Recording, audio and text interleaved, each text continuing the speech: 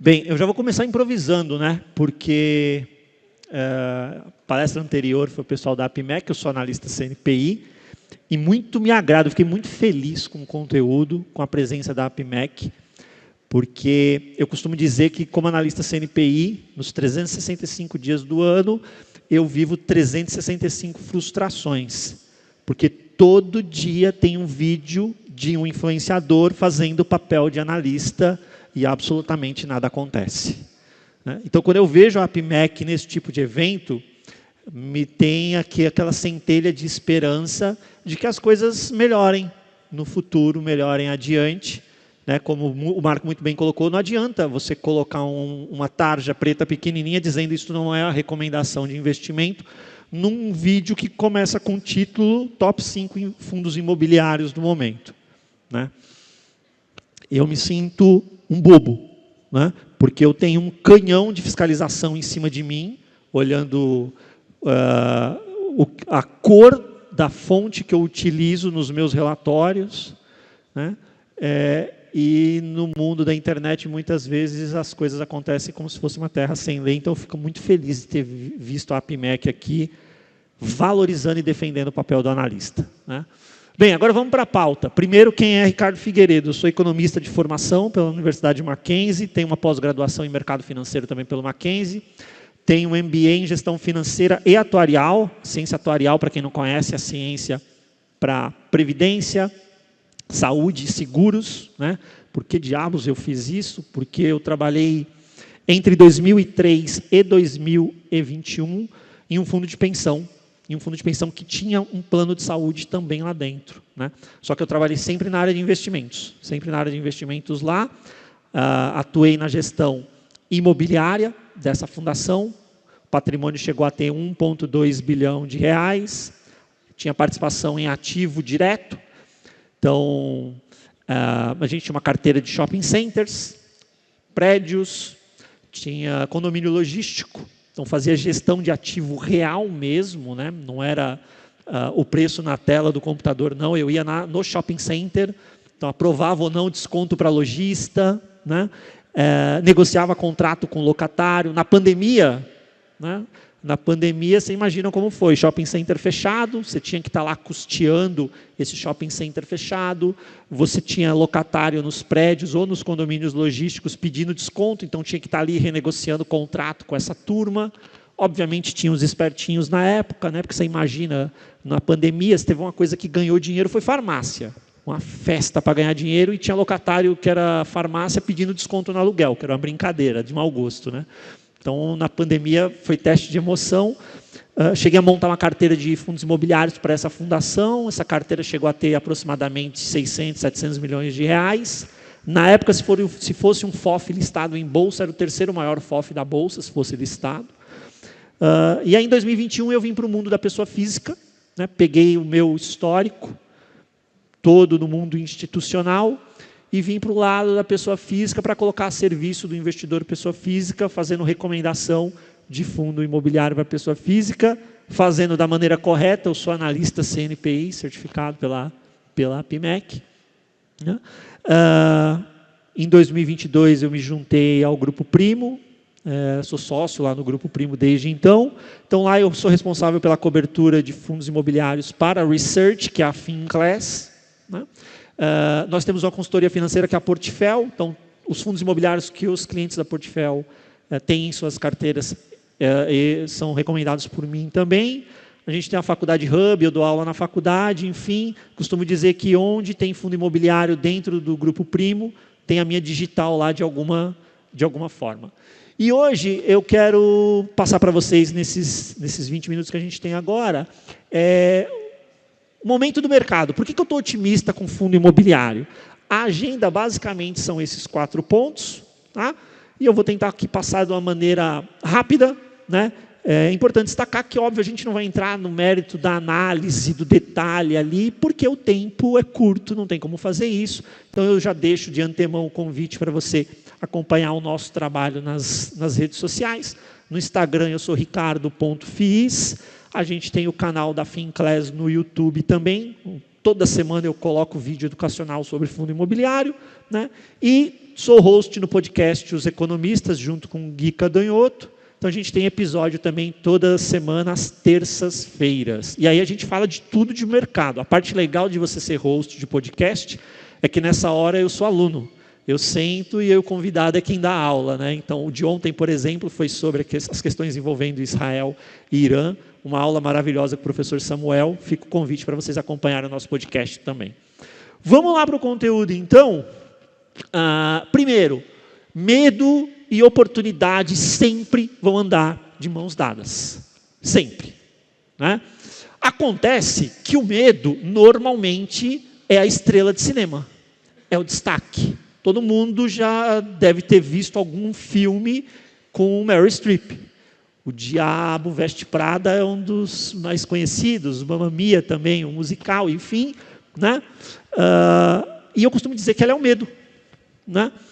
E o ex-marido dela, ela foi casada por quase 40 anos com Don Gilmer. Né? Quase 40 anos, 39 anos, casada com ele entre 78 e 2017. Né? Ele estava sempre com ela. Ele era oportunidade e ninguém sabia. Porque ele era extremamente low profile. Ele era um artista plástico.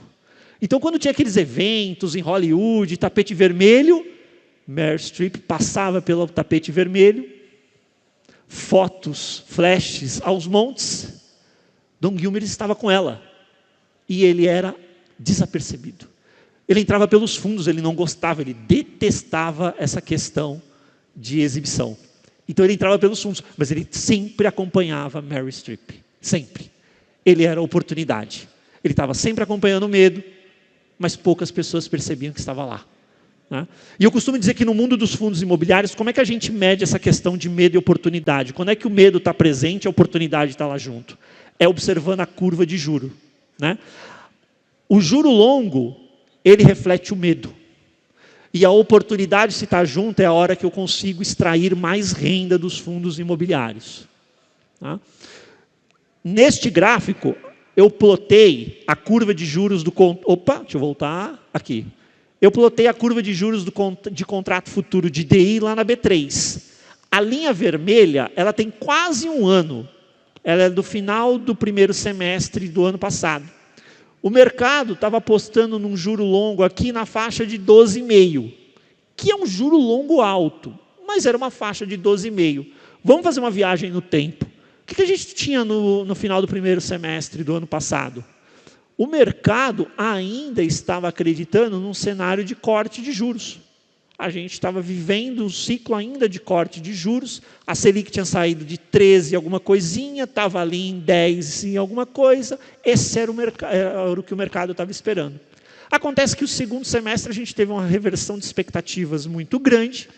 E aí a gente viu, no final do ano, que é a linha azul, a gente já tinha uma configuração absolutamente diferente. O juro mais curto, e esse tenta capturar para onde vai a Selic. O juro mais curto já estava acima de 15. Vamos lembrar que ali em dezembro, gente, o mercado já começou a precificar o ciclo de final de alta de juros em 16%. O mercado já começava a precificar a Selic a 16%. Né? E o juro longo, olha, estava lá nos 15%. Não tem jeito, era 15% o juro longo. Nesse cenário de estresse, é óbvio que a renda fixa, leia-se CDI, ela funciona como um centro de massa, ela vai puxando dinheiro para ela. E os ativos de risco sofrem, as ações sofrem, os fundos imobiliários sofrem também. Por que o IFIX está com, grosso modo, 10% de alta nesse primeiro semestre? E as pessoas falam, não está errado, Ricardo. A Selic continuou subindo. A gente acabou de atingir o maior patamar nos últimos 20 anos. A Selic acabou de atingir 15%. Como é que o IFIX subiu 10% esse ano? Né? Já diria o povo do interior, não orna. Não está fechando. Por isso daqui, ó, o juro fechou. Vamos ver aqui. O juro fechou. O juro longo caiu. Ele saiu dos 15 e veio para os 13. Pouco importa o juro curto para a expectativa de precificação de ativo de risco. Então a primeira mensagem é: para de olhar para a Selic. Esquece Selic. É no juro longo que mora o recado. A Aqui está a explicação. Conforme esse movimento foi acontecendo, as cotas dos fundos foram reagindo.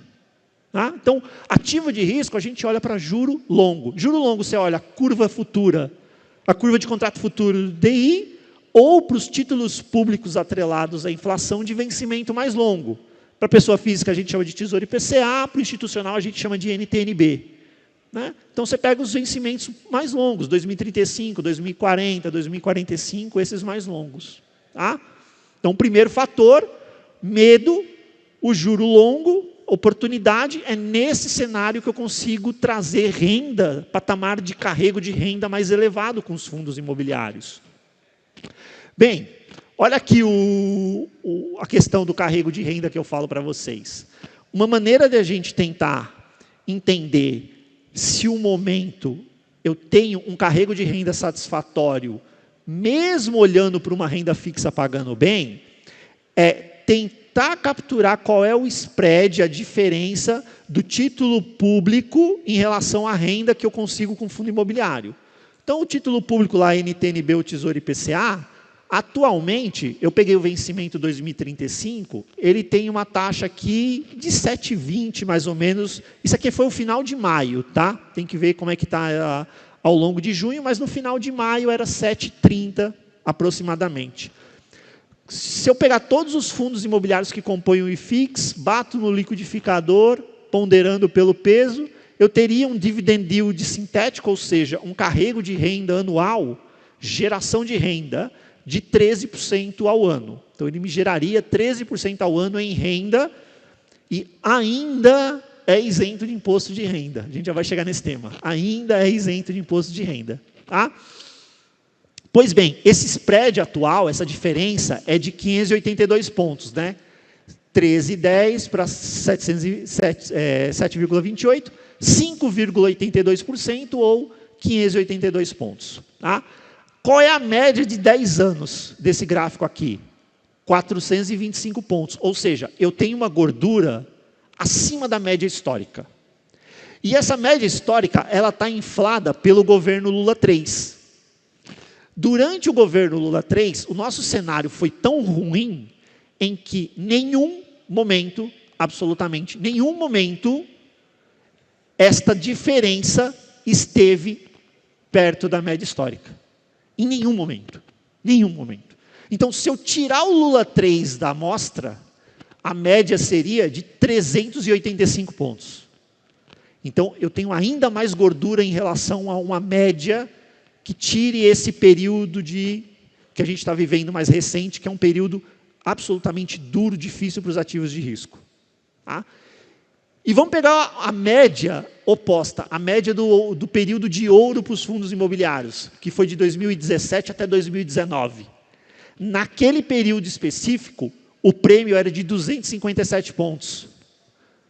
Ou seja, o prêmio hoje é mais do que o dobro em um cenário benigno para os ativos de risco, quando eu tenho juro mais baixo. Por que eu trouxe essa média aqui? Porque vamos imaginar que isso convirja para alguma dessas médias em algum momento. Como é que eu faço como é que essa convergência vai acontecer? O dividend yield é renda sobre o valor do ativo imobiliário. A renda está dada. A renda está dada, né? Se as condições macroeconômicas melhorarem, a renda vai cair? Que o shopping paga, ou que o edifício paga, ou que o condomínio, não faz o menor sentido. Então, o numerador está dado. Eu vou corrigir quem? O denominador. É o preço do ativo. Para esse spread fechar, o preço do ativo tem que subir. É valorização na veia. Então, eu tenho carrego de renda num patamar excelente, perto das máximas históricas, e com uma gordura, um spread que me dá conforto para aguentar algum desaforo, onde eu enxergo uma simetria. Eu tenho muito mais a ganhar do que possibilidades de perda. Não que as possibilidades de perda sejam inexistentes, elas não são inexistentes. As cotas podem cair, eu posso ver a volatilidade afetar a minha rentabilidade de curto prazo. Mas se eu tiver um olhar genuíno para médio e longo prazo, a minha possibilidade de ganho me parece muito interessante. Né? Pois bem, hoje eu olho para o IFIX 13% aqui de yield. Você tem alguns segmentos que pagam mais, é o caso dos fundos de papel, atrelado à dívida, e os hedge funds, que são híbridos, né?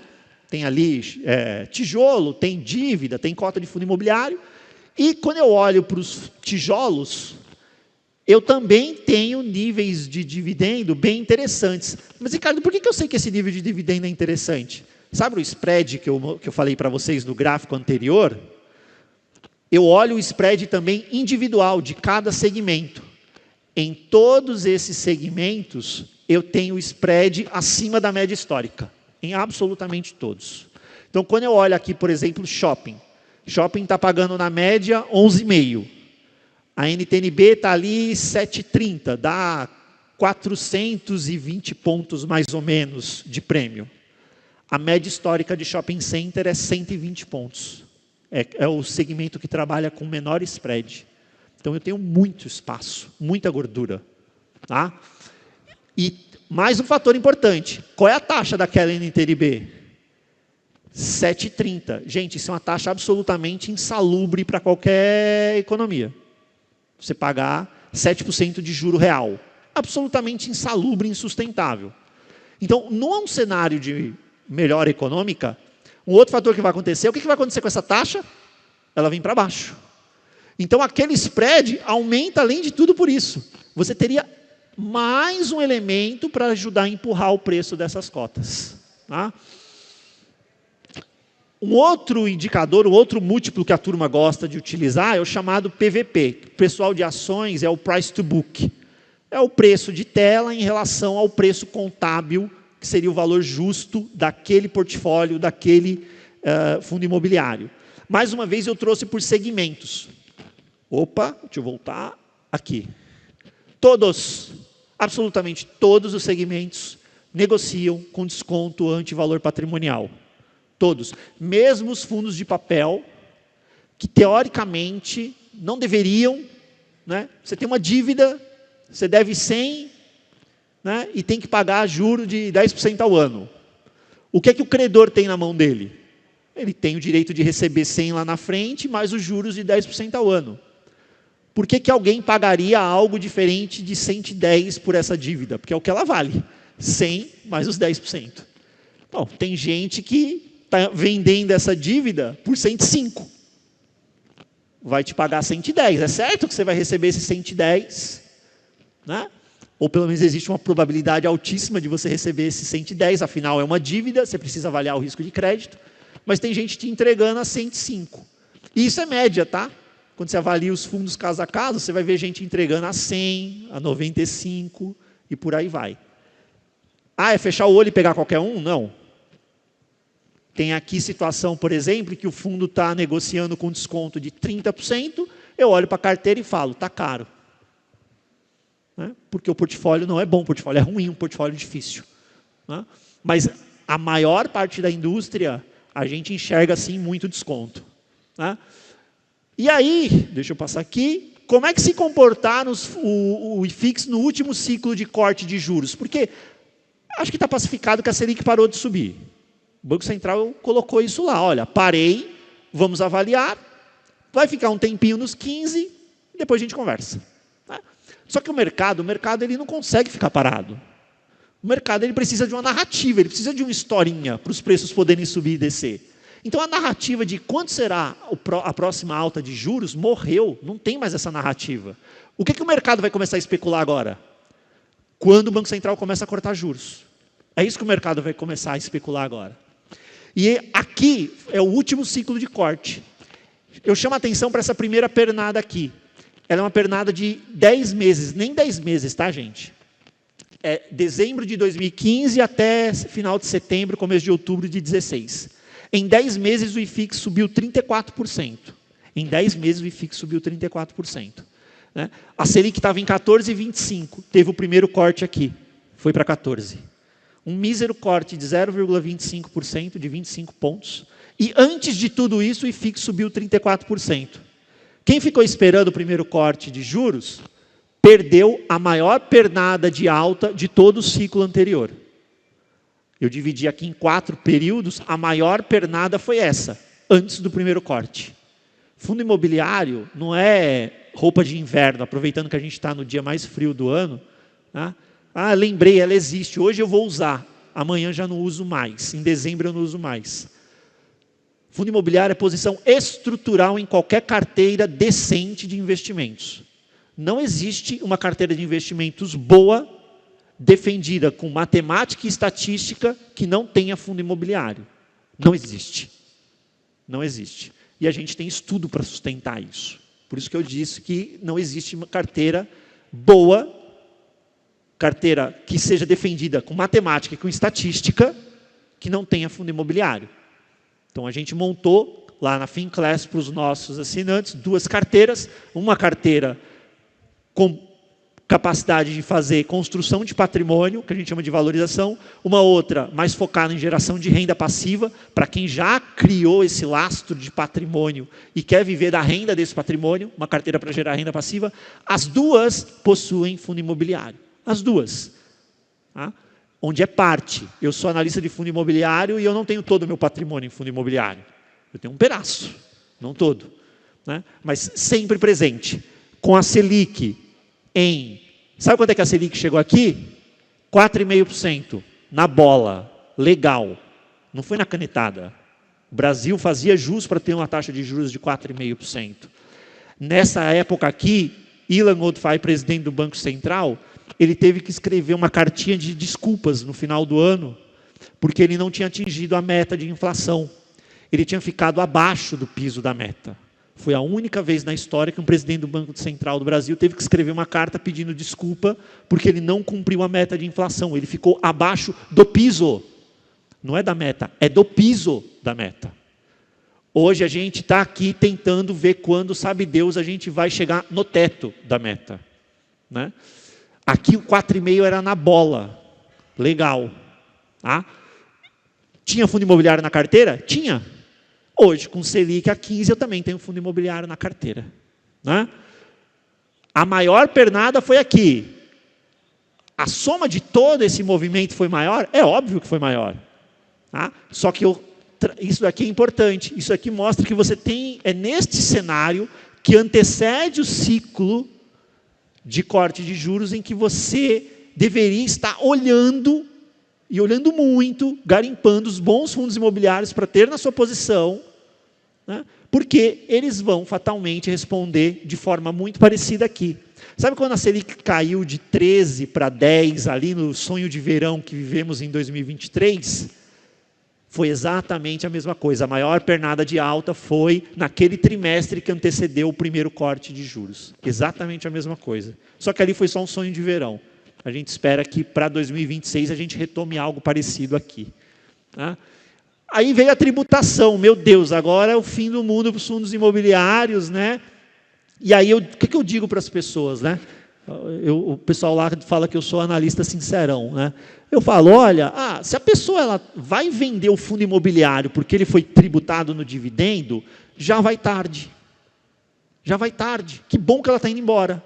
Porque ela comprou isenção tributária, ela não comprou investimento imobiliário. E eu quero no mercado quem compra investimento imobiliário, porque eu acredito no investimento imobiliário. É nisso que eu acredito. A isenção tributária para mim é a cereja do bolo. Eu adoro bolo, e eu adoro a cereja. Se vier com a cereja, ótimo. Se vier sem a cereja, eu vou comer o bolo do mesmo jeito. Tá? Então, que seja eterno enquanto dure. Aqui eu fiz a conta, 5% de imposto.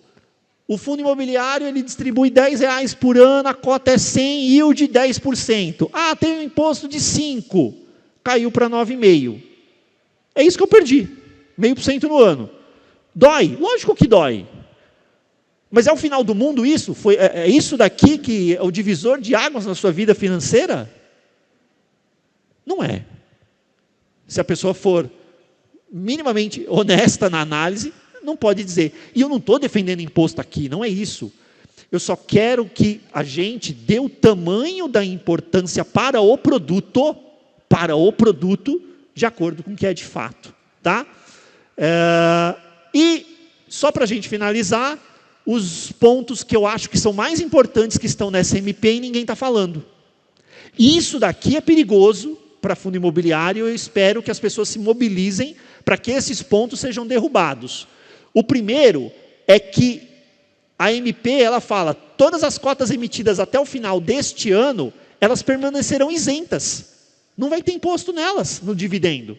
É só no que foi emitido de 2026 para frente. Eu falei, olha, se eles fizerem isso, aproveitando que a gente teve um monte de tema de criptoativos aqui, né, criptomoedas, fundo imobiliário virou Bitcoin. Lembra das características do Bitcoin? Você tem um estoque finito, conhecido, vai ser o que vai acontecer. As cotas isentas vão ter um estoque finito, conhecido, com uma vantagem em relação ao Bitcoin. Todos os Bitcoins já foram minerados? Não. Só que as cotas de fundo imobiliário, em 31 de dezembro desse ano, 100% delas estarão mineradas, conhecidas. Né? Como é que você tem um fundo imobiliário que a cota emitida até um ano ela é isenta de R e a partir do outro não? Vai ter uma enxurrada de emissão nesse ano e a partir do ano que vem, morreu a emissão. Quem vai entrar numa emissão a partir do ano que vem?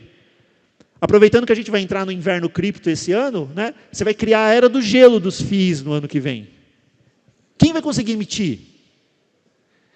Então isso tem que cair na legislação e eu acredito que vai cair.